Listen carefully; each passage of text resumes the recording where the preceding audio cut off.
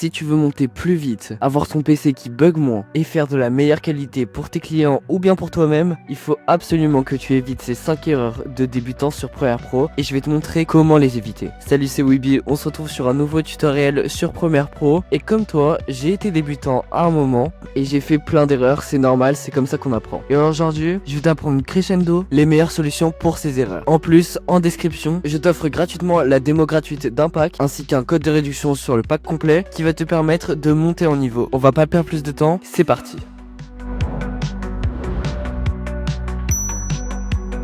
La première erreur que beaucoup de gens font quand ils sont débutants sur le logiciel, c'est qu'ils oublient d'organiser leurs fichiers et ça c'est hyper important. En fait, si tu as une méthodologie que tu suis à chaque fois, ça va te permettre de retrouver plus facilement tes fichiers, de résoudre le problème s'il y en a un qui se perd ou que tu dois en remplacer un. Et donc ça se fait à plusieurs niveaux. Premièrement, c'est important de nommer ces fichiers correctement. Par exemple là, dans mon panneau projet, tu vois tous les fichiers que j'ai dans mon projet. Et quand je double-clique ici, tu vas pouvoir mettre ça en plein écran. Tu vois qu'il y a plusieurs fichiers. Mais par exemple, il y en a, c'est des vidéos de stock, elles sont pas du tout nommées, je sais pas du tout comment je vais pouvoir retrouver ça. Du coup, c'est important de les nommer. De plus, ici, tu peux voir qu'il y a des enregistrements, des icônes, des vidéos de stock, des illustrations et même une séquence. Et ce que tu peux faire, premièrement, c'est de les organiser dans ton ordinateur correctement. Mais également sur Premiere Pro, tu peux créer des fichiers. Donc là, par exemple, je vais en créer un, icons, et je vais pouvoir mettre les deux variations du logo Discord. Je maintiens Shift pour en sélectionner plusieurs et CTRL pour en sélectionner un autre sans prendre celui au milieu, la miniature. Ensuite, je viens drag and drop dans le fichier. Voilà, maintenant on a 3 éléments. Ensuite, je peux faire ça pour les séquences. Donc là, on en a qu'une. Le stock,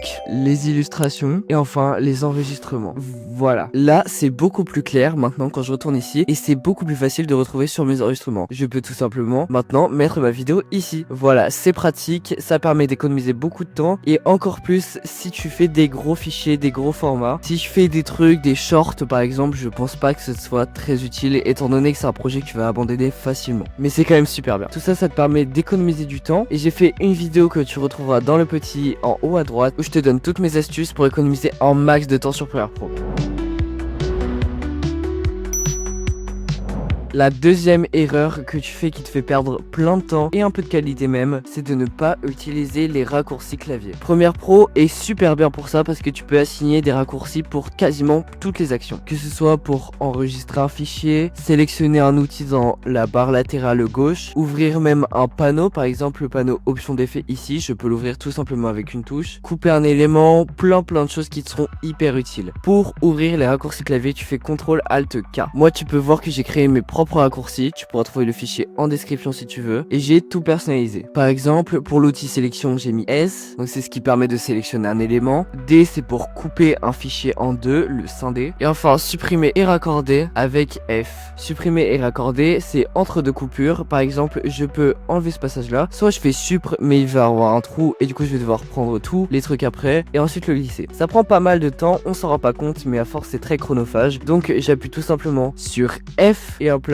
ça me décale tout automatiquement. On peut voir par exemple d'autres choses d'organisation, ici des libellés, c'est ce qui permet de créer de la couleur avec tes rushs. Là on peut voir que j'ai créé plein de couleurs mais il y en a encore plus sur Premiere Pro, alors du coup quand tu maintiens CTRL, t'as encore d'autres couleurs. Là on peut voir que si je touche 1, 2, 3, 4, 5, 6, 7, 8, 9, ça change plein de couleurs et si je maintiens CTRL, 1, 2, 3, 4, 5, 6, 7. Ça te permet de mieux organiser, savoir quel est le type de fichier. Par exemple ça te permet de savoir facilement si c'est un rush, si c'est une vidéo d'illustration, si c'est des sous-titres, des textes, peu importe. Là, on a un montage incroyable et une erreur que les gens font souvent, c'est de ne pas paramétrer les sauvegardes automatiques. Bon, heureusement sur Premiere Pro, il y a ça par défaut, mais c'est important quand même de le modifier, surtout si on commence, afin d'éviter que si son PC crash, qu'on a plus de batterie ou je sais pas quoi, de tout perdre. Donc pour modifier ça, on va dans édition en haut ou alors sur le bouton Adobe Premiere Pro sur Mac et on descend tout en bas dans préférences, puis enregistrement automatique. Là, on peut voir que j'ai modifié tout pour que ça sauvegarde toutes les minutes. Bon, c'est assez extrême peut-être, mais une valeur un peu plus élevée. Et j'ai fait en sorte qu'il y ait maximum 20 sauvegardes. Si t'as plein d'espace sur ton ordi, tu peux te permettre d'en mettre plus. Moi en gros je vais garder les 20 dernières minutes. Mais de base je crois que c'est genre 15 minutes qui sont sauvegardées. Et en 15 minutes tu peux faire énormément de choses. Et c'est quand même rageant. Surtout si t'as bien paramétré des effets, etc. avec les bonnes couleurs. Ces 15 minutes peuvent être cruciales. Et c'est important quand même de modifier ça. Et enfin, l'avant-dernière astuce qui est quasiment la meilleure et la plus importante, c'est d'utiliser des proxys et de manière plus générale, apprendre à optimiser son logiciel. Là, on va s'attaquer qu'aux proxys, mais si tu veux voir comment optimiser Adobe Premiere Pro de A à Z pour des montages bien fluides, je te laisse aller voir la vidéo en haut. Donc les proxys ou doublures, ce sont des copies de ton rush de base, par exemple celui-là, que le logiciel va faire en plus faible qualité, tout en gardant l'original, et tu vas monter sur la version de mauvaise qualité. Ça va te permettre de bien optimiser tout, et des fois tu verras peu la différence. Une fois à l'exportation, ce seront les rushs de base qui seront repris. Donc pour faire ça, tu fais clic droit, doublure, créer des doublures. Ensuite ici, tu peux choisir tes dimensions ou alors les tailles d'image ici. Par exemple là, on va garder que un quart du pixel, on va diviser la qualité par 4. Mais moi j'ai décidé par exemple ici de diviser la qualité par 10 parce que c'est un rush en 1920, pas 1080. Donc j'ai divisé les deux dimensions par 10. Ici tu choisis QuickTime, filigrane, je te recommande de mettre rien, je trouve que c'est sans intérêt. Et emplacement, ça va pouvoir te permettre de retrouver les deux versions. Ensuite tu cliques sur OK et c'est important d'avoir le logiciel Adobe Media Encoder sur ton ordinateur parce que c'est un logiciel qui va te permettre de créer justement ces doublures et d'optimiser tes vidéos. Là on peut voir que la doublure est en train de se faire. C'était plutôt rapide parce que mon rush était plutôt court. On peut fermer ou mettre en petit pour retourner sur Premiere Pro et maintenant on peut voir que les dimensions se sont divisées par 10. Pour enlever les proxys, tu peux cliquer sur cette icône juste ici pour y voir beaucoup plus clair.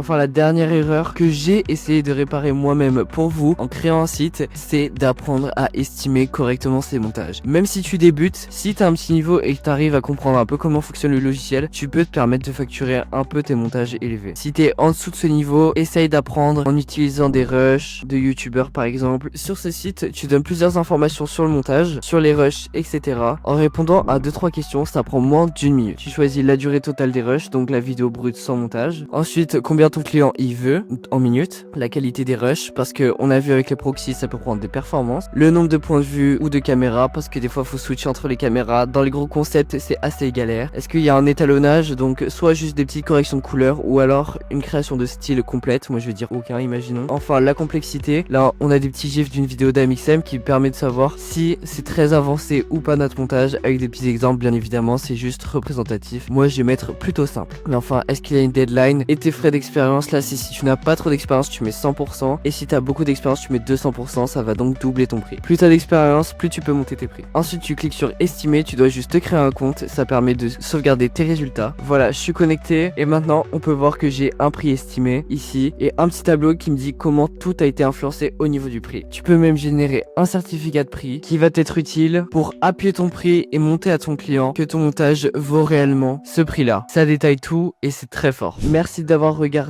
N'hésite pas à rejoindre mon serveur Discord en description. Le site que je t'ai parlé est également en description. Et je te laisse continuer sur cette vidéo où je te présente mes 3 meilleurs effets sur After Effects et ça va te permettre d'augmenter facilement le niveau. Allez, je t'attends là-bas.